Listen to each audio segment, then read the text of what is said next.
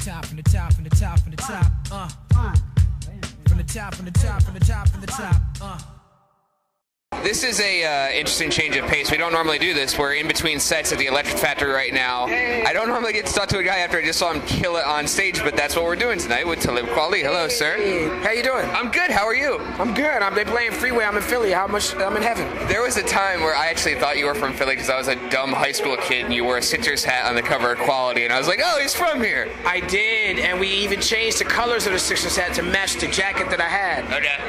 Yeah. Photoshop. I have to ask you, I was driving around in the car today, and there's a new radio station here in Philadelphia that plays throwback hip-hop. Throwback hip-hop jam. That's right. On such and such the beat. It's totally like that. It's like, boom, 107. 107, the Philadelphia's only home for throwback hip-hop jam. But here's the thing. It's like, we're playing throwback hip-hop, and then they play Annie Up, and they play Lord Tariq. And it's like, what? That's the stuff I listened to when I was in college. You're an old man. Is that what happened? Yes. You got old. It happens to everybody. That's a weird scenario. Is it that Annie Up, as dangerous as that felt when it first came out, is now Light FM.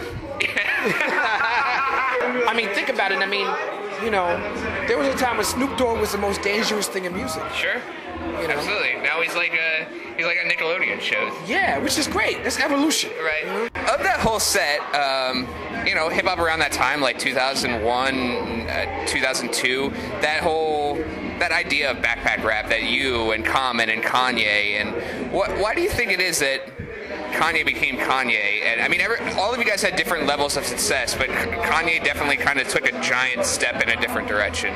I think it's manifest destiny. Okay. You know, Kanye, the things that Kanye's doing now, he told me he was going to do. And he said he was going to do it. Did he really? Yeah, and I think he was very, very convinced from the day one that this was who he's meant to be.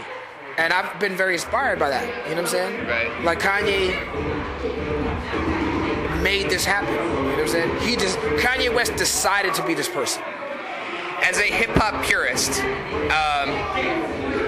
what does that say? Is it necessarily that he's that good of an MC, or is it the ego that goes along with him being that kind of MC? Oh, no, I mean, you know, the ego is important. You know, all of hip-hop MCing is about ego. You know, Kanye started making beats to support his rhymes.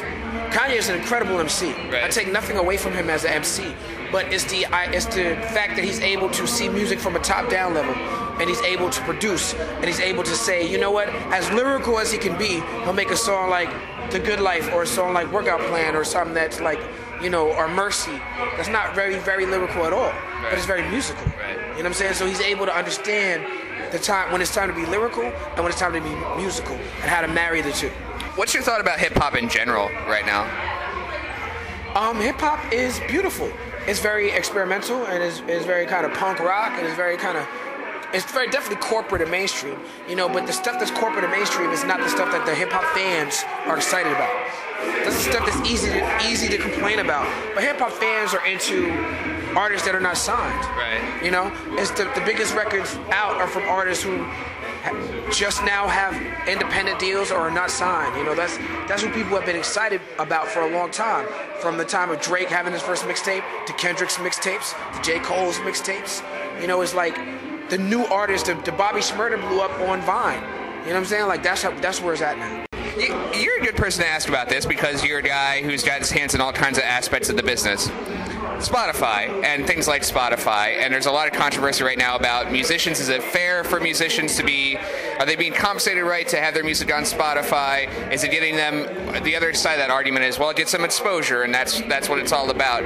But like, you're a guy who, so I didn't know about Cathedral until I read about Cathedral because I listen to Spotify, and if I don't see it on Spotify, then it kind of doesn't happen for me.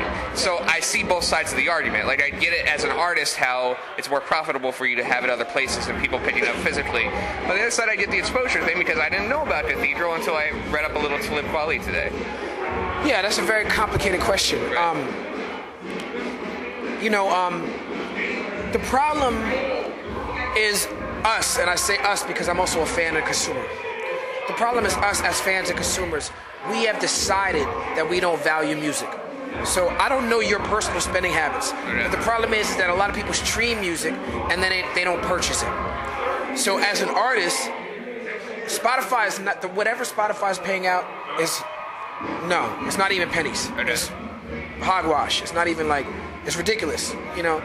Now, if you're Taylor Swift, who pulled out of Spotify, you can make. Taylor Swift is making a pretty penny on Spotify. She's doing okay. She's doing okay because she's an artist that's making 20% of the money in the music industry right now. Okay. So she's gonna make that Spotify money. I don't know if you listen to Spotify and you buy. The fact is, most people don't. Right, that's true. So the Spotify is replaced to purchase. For fans, they feel like, well, I'm spending money and I'm getting the best bang for my buck, but they're not realizing that the money they're spending is not going to the artist. Okay. Now, Spotify recently, because of the Taylor Swift thing, has come out and made public statements saying, well, we spent X amount of dollars, we sent $2 billion to artists, we sent 70% to artists, but they're sending it to a small group of artists that are being marketed and promoted by the music business. So the Taylor Swifts of the world that are making 20% of the music are getting the sizable chunk of the money that Spotify is sending to artists. So if you're an indie artist, you know, or an artist that's not Taylor Swift, you're not making any money on Spotify. But right? how about for you, for a guy that's established, that's been around for a while, and has all his stuff on there, does it do anything for you? Right. You know, no, it doesn't. Now here's the catch-22. Okay. The exposure part is the catch-22. I'm not Taylor Swift. You know, I personally, how I feel about it is, as much as I don't agree with the amounts that Spotify is paying the artists, I personally would prefer to have my music as many outlets as possible. Okay. So I haven't, even though I don't agree with what they're paying artists, and even though I applaud Taylor Swift, I'm like, Rob fucking O. You know what I'm saying? Like, I'm not pulling my music from Spotify for the exact reason that what you said about the Cathedral. We can talk about this all day, but Lauryn Hill's going to be on in like a couple of minutes, so we should stop. But Talib Kweli, thank you so much, man. I appreciate the time. As always, you killed it. Here at the Electric Factory, Talib Kweli. We'll see you soon.